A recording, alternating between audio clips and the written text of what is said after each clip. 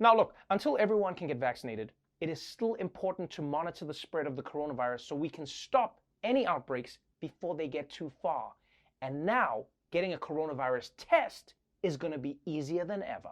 Doordash will soon be delivering at-home COVID tests across the United States. The delivery app's teaming up with two health companies, Vault Health and Everlywell, in 12 U.S. markets. Doordash says delivery of the FDA-approved test kits will typically take less than an hour. They cost just over $100 each, and they can return results in 24 to 48 hours. Yes!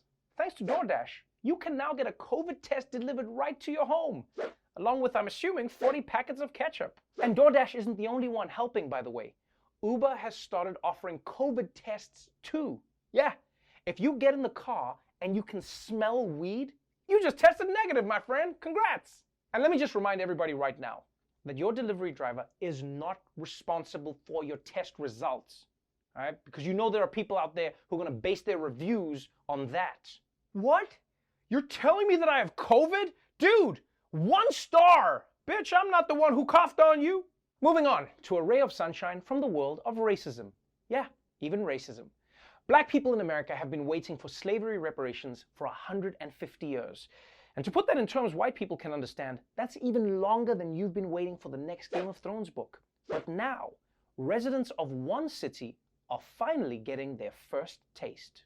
The nation's first reparations program for African Americans was approved overnight in Illinois. The Chicago suburb of Evanston is moving forward with a $10 million plan to address a history of discriminatory housing practices faced by its black residents. The first step, which passed last night, makes $400,000 available for home ownership grants and mortgage assistance. This plan could become a model that more cities could follow. That's right, people.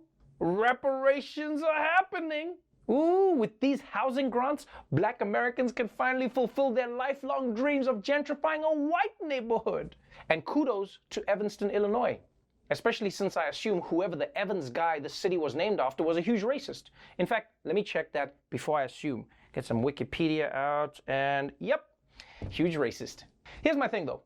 It's great that some of the funding is going towards practical things like aiding home ownership, but keep in mind, black people have been through a lot of shit in America over the last 400 years. So some of that money should also just be to give black people a good time, you know, help them relax, like going to the spa or getting a facial or buying a stress ball for whenever Kanye West tweets something. Basically what I'm saying is, it's not real reparations unless you give the descendants of slavery actual money and let them choose how they want to spend it, as if they're adults.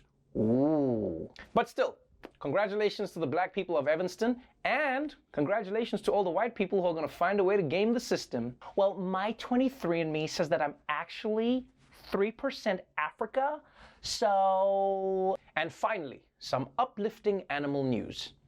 Like most of us, zoo animals have been stressed out by the coronavirus lockdowns, stuck in their homes for a whole year, and they don't even have Netflix. I mean, imagine being a tiger and not getting to watch Tiger King. That's the ultimate FOMO. But now, a zoo in Colombia is giving its stressed out residents a musical treat. Colombia's Cali Zoo hired a pianist to help relax its animals on Saturday. Mario Fernando Prado came to the zoo and played some of the most popular classical songs for animals ranging from zebras to lions to flamingos. Prado says this was certainly different from his usual gigs. The zoo said Prado was their debut artist and hoped he paved the way for other musical acts. And I'm so jealous right now. Right? Now that is a beautiful idea. And I'm actually sure that this was very relaxing for all of the animals. Although you can't tell by looking at an ostrich, you know? You can't see when that animal is relaxed. It just has one facial expression, which is always realizing you left your phone in a cab. And as an added bonus for the zoo, a piano concert is probably going to keep all the zebras in line. Can you imagine them during that performance? They were looking at those black and white keys like, what have they done to Jimmy? Oh, they've cut him up and now they're making music come out of his body. Just because you kidnap the zebras from Africa and keep them in Colombia doesn't mean they're not African anymore. So look, I think this was great for everyone. I mean, the only person I feel a little bad for is the piano player. This probably wasn't the career that he dreamt of when he started playing the piano. Mama, you remember how you said I would never make it as a musician? Oh my God, Eduardo, did you make it into the Philharmonic? What? No, wrong number. Okay, never mind. Bye-bye.